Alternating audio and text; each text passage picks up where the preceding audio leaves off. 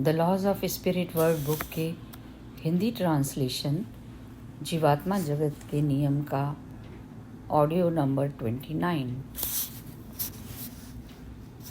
जीवात्मा जगत के अनुसार ढल जाने के बाद आत्माओं का क्या होता है?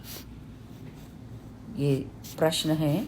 जीवात्मा जगत के अनुसार ढल जाने के बाद आत्माओं का क्या होता है? जवाब मिलता है, एक बार जब जीवात्माएं जीवात्मा जगत के अनुकूल हो जाती हैं तो उन्हें अपने नए परिवेश के बारे में सीखना होता है। जो आत्माएं हाल में जीवात्मा जगत में पहुंची होती हैं उनके मन में कई सवाल होते हैं। कुछ विशिष्ट आत्माएं होती हैं जिन्हें इन नई आत्माओं की मदद करने के लिए प्रशिक्षित किया गया होता है।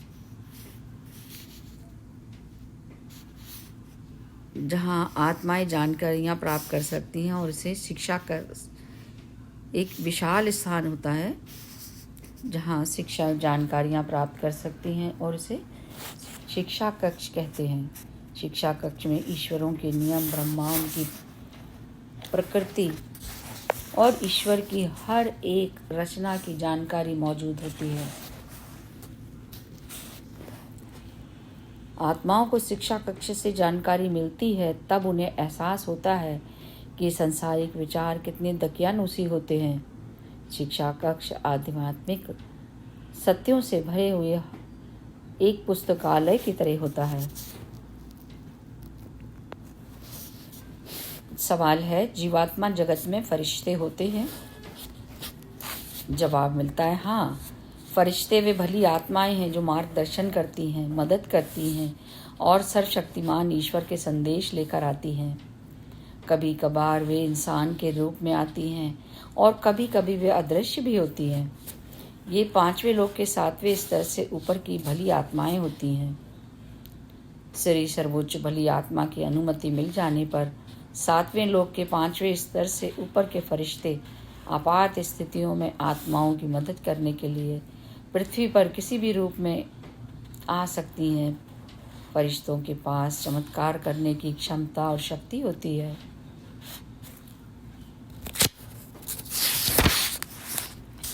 फरिश्तों के पंख नहीं होते, लेकिन वे चोगे पहनते हैं और तेजी से उड़ान भरने पर उनके चोगे पंख जैसे दिखाई पड़ते हैं। बहरहाल कभी कभी फरिश्ते विभिन्न रंग और आकार में भी प्रकट होते हैं। कभी कभी वे मनुष्यों के सामने पंखधारी स्वरूप में भी प्रकट हो जाते हैं, क्योंकि मनुष्य उनकी कल्पना इसी रूप में करते हैं। अगला प्रश्न आता है, क्या फरिश्ते जीवात्मिक मार्गदर्शकों से अलग होते हैं? जवाब मिलता है, हाँ, दोनों अलग हैं। पृथ्वी की प्रत्येक आत्मा का जीवात्मा जगत में एक संरक्षक होता है जो उसका मार्गदर्शन करता है। इस संरक्षक को जीवात्मिक मार्गदर्शन या स्पिरिट गाइड कहते हैं। वह उस मार्गदर्शक का लक्ष्य है कि वह आपको सही मार्ग दिखाए। आपके जन्म होते लेते ही जीवात्मा जगत की ओर एक आत्मा को आपके जन्म से लेकर मृत्यु तक आपके जीवात्मिक दर्शक के रूप में नियुक्त किया जाता है। आपका जीवात्मिक मार्गदर्शक जीवन भर आपके साथ रहता है। ईश्वर ने प्रत्येक मनुष्य को नकारात्मक प्रभावों से बचने के लिए दोहरी शिक्षा प्रदान कर रखी है। पहला आपका शक्तिशाली अवचेतन मन है और दूसरा जीवात्मिक मार्गदर्शक।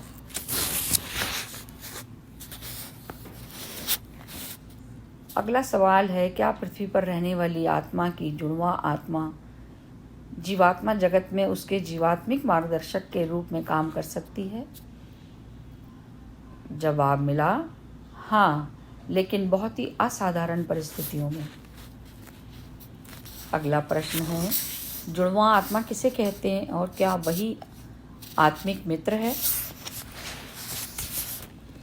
जवाब मिलता है, इस ब्रह्मांड की प्रत्येक आत्मा दरअसल में एक पूर्ण आत्मा का आधा हिस्सा होती है।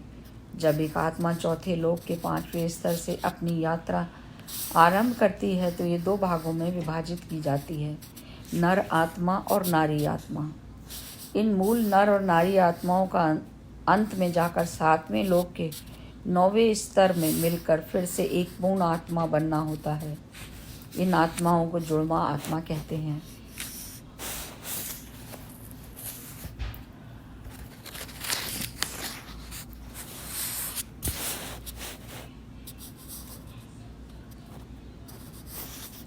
प्रश्न है, क्या जीवात्मा जगत में आप दोनों को विस्पी और ऋतु के नाम से ही जाना जाता है या फिर आपके जीवात्मिक नाम होते हैं? दोनों 2 भागों में विभाजित होने से पहले प्रत्येक आत्मा को एक विशिष्ट नाम दिया जाता है जिसे आत्मिक नाम कहते हैं। जुड़वा आत्माओं का समान आत्मिक नाम होता है। जिस प्रकार आत्मा 2 भागों में विभाजित होती है उसी तरह उनका नाम भी विभाजित होता है।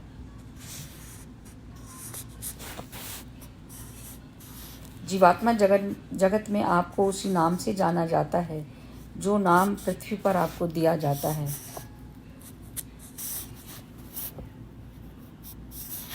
आपके कर्म आकाशिक रिकॉर्ड में आपके आत्मिक नाम के नीचे ही दर्ज होते हैं। पृथ्वी पर कभी आप अपना आत्मिक नाम नहीं जान पाएंगे। आपको अपने आत्मिक नाम का ज्ञान जीवात्मा जगत में वापस लौटने पर ही होता है। अगला प्रश्न है, आकाशिक रिकॉर्ड क्या होता है? आकाशिक रिकॉर्ड को स्मृति कक्ष अथवा दैनिकी कक्ष भी कहते हैं। प्रत्येक लोक का अपना कक्ष होता है जहाँ पृथ्वी पर प्रत्येक आत्मा द्वारा जिए गए जीवन की एक दैनिकी होती है। अच्छा या बुरा प्रत्येक कर्म आपके आत्मिक नाम के नीचे दर्ज रहता है। रिकॉर्ड उसी लोक में पाया जाता है जिससे वह आत्मा संबंधित होती है। कोई भी आत्मा किसी दूसरे के रिकॉर्ड को नहीं पढ़ सकती सिवाय उस स्थिति में जब इससे आत्मा की आध्यात्मिक उन्नति को बल मिले और उस लोक की उच्च भली आत्मा द्वारा अनुमति प्राप्त हो। जब एक आत्मा अगले विश्व की ओर प्रस्थान करती है तो उसके साथ उसका रिकॉर्ड भी जाता है। अगला प्रश्न है, जीवात्माएं किस प्रकार के कार्य करती हैं? विस्पी और ऋतु बताते हैं। सबसे पहले हम आपको ये बता दें कि जीवात्माओं की कोई ज़रूरतें या आकांक्षाएं नहीं होती। हमें भूख प्यास अथवा थकान का अनुभव नहीं होता और हमारा एकमात्र लक्ष्य होता है सेवा करना। अतः हमें पोषण की आवश्यकता अवश्य होती है, ठीक उसी तरह जिस तरह पृथ्वी पर ये शरीर के लिए आवश्यक होती है। आत्मा के लिए सूर्य की रोशनी शक्तिवर्धक पोषण होती है। कई तरह के सुंदर फल भी होते हैं जिनके स्वाद की परिकल्पना भी नहीं की जा सकती। आत्माओं को भोजन की ज़रूरत नहीं होती, लेकिन फलों के अमृत रस हमें सकारात्मक ऊर्जा से भरपूर रखते हैं। हम निरंतर आनंद की अवस्था में रहते हैं। हम पूर्ण आध्यात्मिक स्वास्थ्य का उपभोग करते हैं और इस प्रकार अपने आत्मिक शरीर को प्रार्थना एवं जल द्वारा शुद्ध करते हैं। जल में आरोग्यकारी गुण होता है और जब कभी हमें ऊर्जा की ज़रूरत होती है हम एक झील में डुबकी मार लेते हैं और जल द्वारा हमारी तरंगों के पूरी तरह शुद्ध हो जाने पर हम सकारात्मक ऊर्जा से भरपूर फिर से तरोताज़ा होकर निकलते हैं। जब हम जल से बाहर निकलते हैं तब हमें पूरी तरह सूखे और ऊर्जा से भरे हुए होते हैं। जीवात्माओं के द्वारा किए जाने वाले कामों के कुछ उदाहरण इस प्रकार हैं। नंबर 1, पृथ्वी पर रहने वाले मनुष्यों के साथ आध्यात्मिक ज्ञान बांटना, उन्हें ईश्वर के नियमों को समझने में मदद करना। दूसरा, स्वचालित लेखन जैसी प्रक्रियाओं के जरिए पृथ्वी पर की आत्माओं के साथ संपर्क करना। नेक्स्ट है जीवात्मिक मार्गदर्शक के रूप में काम करना। नेक्स्ट, जीवात्मा जगत में हाल ही में आई आत्माएं यदि सदमे में हों अथवा भ्रांत हों तो उनके साथ कार्य कर उन्हें उनकी वास्तविक स्थिति से परिचित कराना।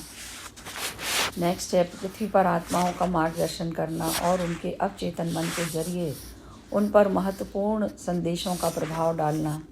उदाहरण के लिए किसी जीवात्मा द्वारा एक वैज्ञानिक को उनके अवचेतन मन के जरिए उत्तर भेजकर किसी रोग का इलाज खोजने में मदद करना।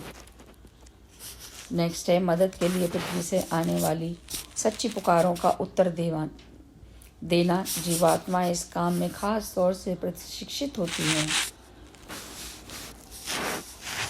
आत्माओं को इस मामले में अधिक अनुभवी जीवात्माओं के द्वारा प्रशिक्षित किया जाता है। नेक्स्ट है विश्राम कक्ष में काम करना, आकाशिक रिकॉर्ड संभालना। नेक्स्ट आत्महत्या के करीब पहुंचे लोगों के लिए प्रार्थना करना, उन्हें सही राह दिखाना। नेक्स्ट नंबर 9 पृथ्वी पर रहने वाले प्रियजनों की रक्षा के उपाय करना। नंबर 10 पृथ्वी पर रहने वाले प्रियजनों के लिए प्रार्थना करना। प्रार्थना के लिए ज़रूरी है हमारे मन में सच्चा प्रेम, उत्कंठा, एकाग्रता हो और हमारी ओर से सच्चा प्रयत्न किया जाए।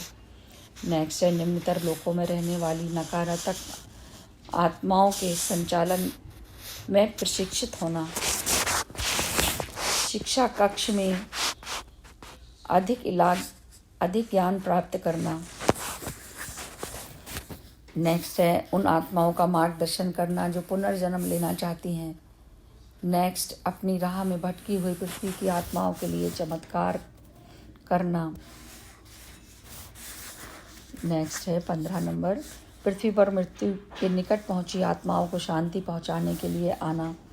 प्रार्थनाओं एवं सकारात्मक विचारों द्वारा उन्हें यथासंभव आराम के साथ जीवात्मा जगत में स्थानांतरित करना। नेक्स्ट है जीवात्मिक बच्चों की देखभाल करना, आरोग्य प्रदान करने के नए तरीकों को सीखना और उनकी खोज करना। कला, नृत्य, ओपेरा, संगीत, खेल कूद, वास्तुकला, विज्ञान आदि सृजन में भाग लेना। पृथ्वी पर प्राणी के साम्राज्य के साथ कार्य करना, प्राणियों की जीवात्मा जगत के कार्यों में मदद करना, जीवात्मा जगत के बगीचों की देखभाल करना।